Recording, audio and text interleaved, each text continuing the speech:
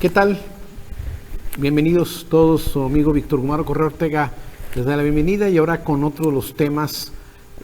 relevantes en la práctica fiscal, como es el tema de los procedimientos de compulsa, sobre todo de la manera en que la autoridad fiscal pues obtiene la información, sobre todo cuando aquí la base es que se obtenga información, datos, informes, documentos de terceros,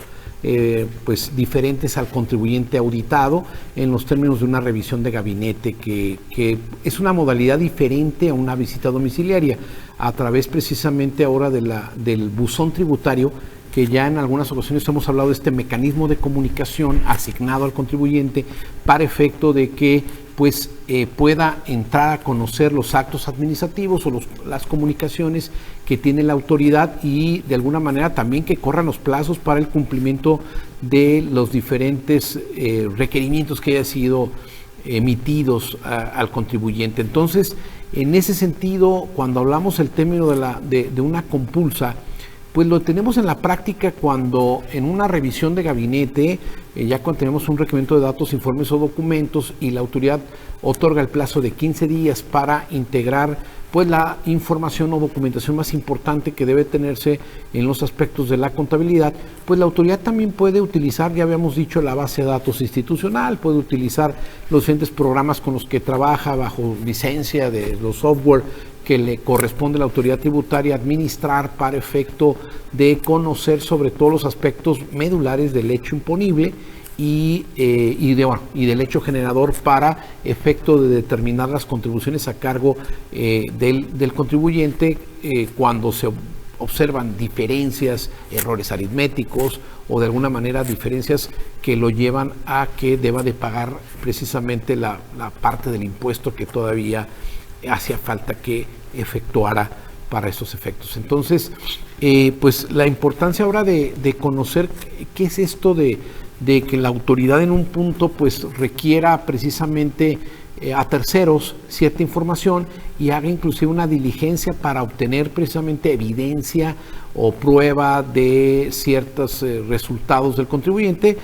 y que lo vemos más común sobre todo en estos procesos de revisión de gabinete, en donde pues se va a ir con el tercero, ya sea cliente o proveedor del contribuyente, para efecto precisamente hacer ese cruce de información y determinar si una operación que está siendo revisada, pues se tiene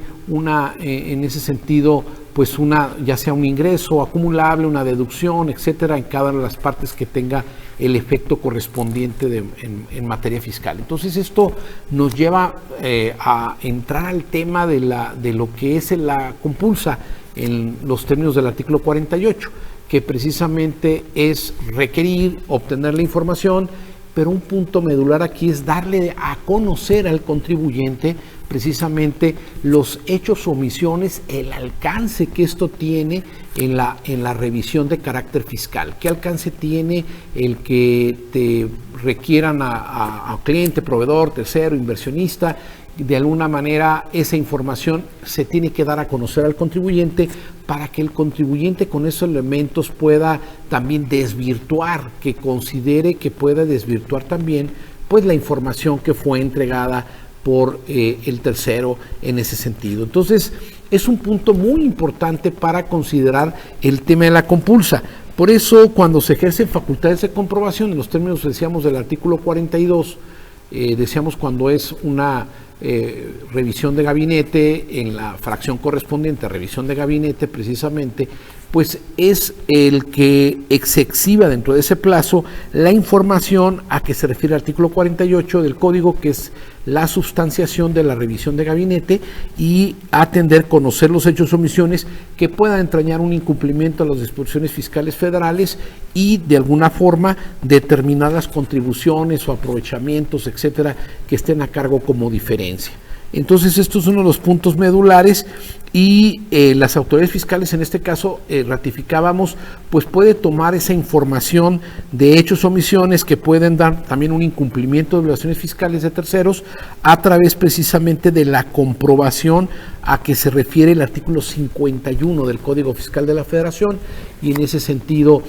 darle a conocer esta información que es de importancia relativa en la visita. Hasta aquí decíamos, bueno, ¿y hasta dónde es importante esta información? Obviamente que esa información haya servido de base para determinar la contribución a cargo, porque si es hecho omisión, finalmente la autoridad no le da ningún efecto, pues el que no se haya dado a conocer la información, pues ya no es un agravio que pueda hacerse valer en los medios de defensa, en virtud de que no tiene una trascendencia ni tiene importancia en el tema en el momento en que no se está determinando con base en la información entregada por terceros dentro de esa compulsa. ¿Dónde en la práctica observamos más este tema de compulsa? Pues entendemos, sobre todo me ha tocado a mí, inclusive hasta en procesos de devolución, en solicitudes de devolución de saldos a favor en materia de impuesto al valor agregado, sobre todo cuando se está revisando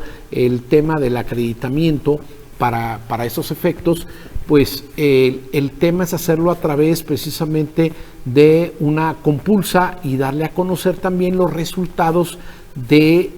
la revisión que se lleva a cabo con este tercero, para efecto que, volvamos a reiterar, en este plazo de 15 días tenga el contribuyente el derecho a desvirtuar el contenido precisamente de lo que es la revisión integral de gabinete, y en relación al artículo 51 que hago referencia del Código Fiscal de la Federación, a que se dé a conocer precisamente esa actuación a través del resultado de esa actuación, oficio de observaciones, por ejemplo, en donde precisamente pues vamos a ver el resultado a poder desvirtuar la presentación de esa documentación, en donde pues la autoridad puede estar precisando que se cumpla con ciertos objetivos de esa visita. Uno de los puntos, además de la compulsa, muy importantes, es que en el oficio de observaciones,